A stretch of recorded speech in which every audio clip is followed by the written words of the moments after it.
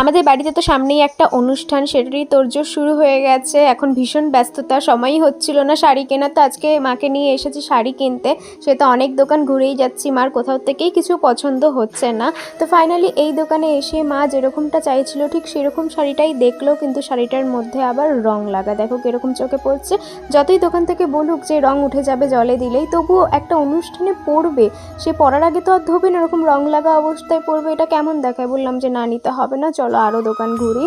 তো আমি এইসব জায়গাতে অনেক দিন পরে আসলাম। তো অনেক দোকান ঘুরে ঘুরে ফাইনালি এই দোকানটাতে এসে মায়ের একটা শাড়ি পছন্দ হয়। মা আসলে সারাদিন যেহেতু পরবে, ভীষণ সফটের উপরে কিছু চাইছিল, লিনেন মার্কেটন এরকমের উপরে। তো ফাইনালি এই শাড়িটা মায়ের পছন্দ হয়েছে।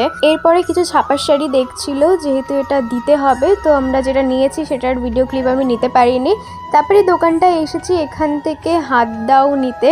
তো এইটা নিয়েছি, দেন মা মেয়েতে মিলে ফুচকা খেলাম, তারপরে বাড়ি চলে এলাম। আজকে ব্লগে পর্যন্ত, টাটা।